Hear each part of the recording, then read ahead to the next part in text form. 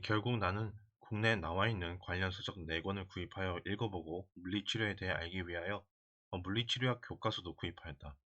그리고 텐스라고 하는 저주파 치료기와 디스크의 압력을 감소시켜주는 목 보호대, 목을 당겨주는 기구가 부착된 침대 등을 종로 5가 의료기 상점에서 구입하여 자가치료를 꾸준히 하였다. 그리고 병을 고쳤다. 이 둘째로 고려해야 할 것은 의사의 개인의 소비 취향이다. 의사가 차고 있는 시계나 장신구가 호화롭다면 그는 많은 돈이 필요한 사람이다. 나는 그런 의사는 피한다. 그런 의사들은 여러 가지를 설명하면서 이른바 예방적 차원에서의 갖가지 방법들을 권유하기 때문이다. 예전에 성균관 대학교 정문 앞에 민내과라고 있었다. 그분은 웬만하면 약을 주지도 않는 분이었다. 이 진찰실에 있던 의자는 수십 년은 되어 보였고 의료기기들 역시 골동품 수준에 가까웠다. 나는 이런 의사를 생활인으로서의 의사가 아닌 의료인으로서의 의사로 존경한다. 셋째로 의사의 나이를 보아야 한다. 젊은 의사를 나는 별로 신임하지 않는다.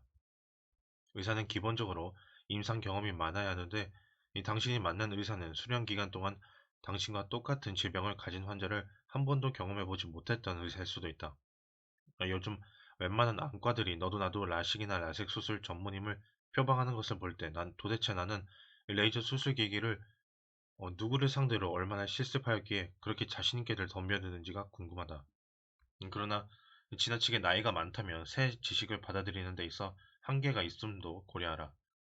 이 적지 않은 의사들이 학교를 졸업한 뒤에는 공부를 하지 않는다는 것도 염두에 두어라. 넷째, 의사 앞에서는 말을 많이 하고 많이 물어보아라. 의사들 중에는 내성적인 성격을 가진 학교 모범생 타입이 꽤 많다는 것을 염두에 두어라. 이 불친절하게 비춰지는 의사들 중에는 정말 실력은 있지만 이 성격상의 이유로 인해 사회적으로 다정다감한 행동을 보여주지 못하는 경우도 많다. 이런 의사들은 환자들에게 권위적으로 비춰지기도 하지만 외향적인 면이 없기 때문에 그런 인상을 줄 뿐이다. 그런 의사들에게는 환자가 먼저 말을 많이 걸고 많이 물어봐야 한다. 즉, 의사가 답변을 하면서 말을 많이 하도록 유도하라는 말이다. 다섯째, 자기만의 비법이 있다는 말을 하는 의사는 양이이건 한이이건 모두 절반은 도둑이라고 생각하라. 어느 한 의사만 알고 있는 비법이란 존재하지 않는다. 예전에 용하다고 알려진 어느 한의사가 있었는데 환자들이 바글바글했다. 나중에 밝혀진 바에 의하면 웬만한 한약재마다 스테로이드제를 섞어주었기에 반짝 치료 효과만 있었고 부작용이 상당하였다. 여섯째, 중병일 경우 절대 어느 한 의사의 말만 듣지는 말아라. 그 의사가 유명 대학병원 고참 의사라고 할지라도 그렇다. 반드시 두 군데 이상의 비슷한 임상 경험을 가진 다른 의사들의 의견을 들어라. 어떤 병원에서는 당장 수술을 해야 한다고 엄포를 놓는 병이 다른 병원에서는 전혀 다른 진단 결과가 나온 예를 나는 여러 번 보았다.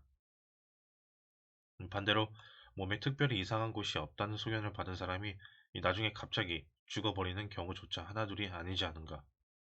물론 의사들은 환자들이 의사 쇼핑을 다니는 것을 싫어하지만 그래도 다른 의사의 말도 들어보아라. 전혀 다른 진단을 받게 될 가능성도 있으니까 말이다. 일곱째, 첨단, 첨단, 일곱째, 첨단 검사 시설이니 뭐니 하는 것도 좋지만 한의사의 의견을 들어보는 것도 시도하라. 둘째 딸아이가 초등학교 학생 시절 갑자기 머리가 아프다고 호소하기 시작했다. 잠을 자다가도 머리가 아프다고 울면서 호소하곤 했다. 그리고 한 달 동안 종합병원들을 다니면서 갖가지 검사를 지겹도록 다 받았다. 결론은 육체적으로는 이상이 없으니 소아정신과로 가라는 것. 그래서 혹시나 해서 동대문 근처에 있는 한의원을 찾아갔다. 거기서 한의사가 딸아이를 이리저리 10분 정도 만져보고 내린 진단 결과는 칼슘 부족. 딸아이는 얼마 후 웃음을 찾았다. 그러나 양이가 고칠 수 있는 병을 한의에게만 매달리는 바람에 병이 커진 경우도 나는 많이 보았다. 양의와 한의의 세계가 다르다는 점을 인식하고 스스로 균형을 잡는 것이 좋을 것이다. 여덟째, 자격증을 구분할 줄 알아라. 전문의는 말 그대로 어느 한 진료 과목을 전공으로 한 사람이며 별도의 자격증을 획득한 사람이다. 일반인은 일반적으로 진료 과목을 골고루 다 진료하는 의사이지만 일반인도 성형외과를 진료 과목으로 내걸 수 있다. 그러다 보니 성형외과 전문의가 수술하는 성형외과도 있고 일반인가 수술하는 성형외과도 있게 된다. 그것을 구분할 줄 알아라. 그리고 의학 박사들은 수없이 많은 질병들 중 어느 특정한 병 하나를 연구해서 학위를 받은 것이다. 그 병이 아닌 다른 병들에 대해서는 전혀 박사가 아니라는 말인데도 이 사람들은 의학 박사를 무슨 신통방통 허준으로 믿는다. 아홉째, 비정상적인 방법으로 병원을 운영하는 의사들도 있다. 예를 들어 교통사고 나이로 환자들과 다정하게 손잡고 보험회사를 등쳐먹으며 병원을 운영하는 곳들이 있다. 이런 곳에 당신이 다른 이유로 인해 가게 된다면 멀쩡한 사람도 환자로 둔갑시키는데 당신 같은 환자 호주머니를 안 털어내려고 할 리 있겠는가?